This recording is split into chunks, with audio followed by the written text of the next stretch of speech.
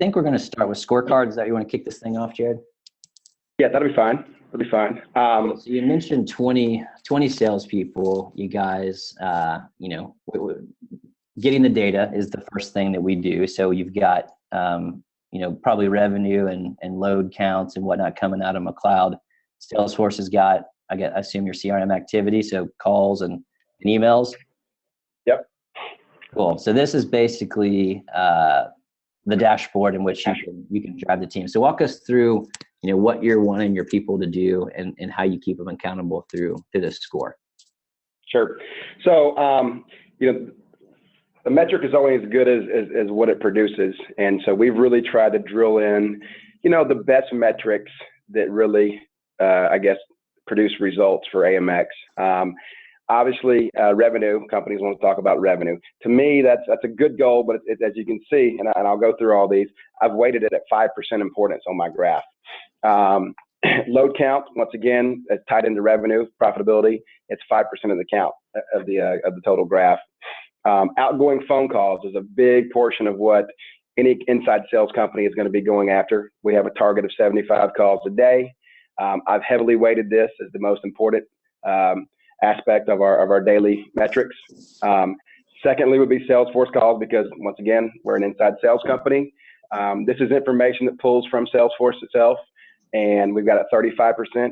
And then emails sent to prospective counts. This comes out of Salesforce data as well. We obviously probably send hundreds of emails through Outlook each day. It doesn't score those. It only scores specific emails from Salesforce. We kind of did that intentionally because I didn't want to just count somebody that didn't see how many emails they were sending per day. So we've tried to really drill down and filter out as much of the extra stuff as we can. But as you can see, once again, it's still a very important piece of our business. These are daily goals right here. Some of them are kind of weighted out into numbers we know people aren't going to hit. For example, emails. Well, 150 emails. That's a hard number to hit as far as reaching out to new customers or prospective customers. But we know that over the course of a week, through some of our email campaigns and group emails that we send out, that these numbers can get pretty big pretty quickly. So we've really tried to drill into the metrics, a number that represents a result, and that's why these numbers are where they're at. For anybody who doesn't know, that's perfect, Jared. If anybody doesn't know, we encourage this holistic approach to metrics. So, excuse me. If you look on the right side there, as Jared was hovering over those, talking about weights, you want to drive the team, whatever it is they're doing, whether they're customer success, a field team, or an inside sales brokerage team. There's a lot of ways to get to 100. There's a lot of metrics that are out there in the world.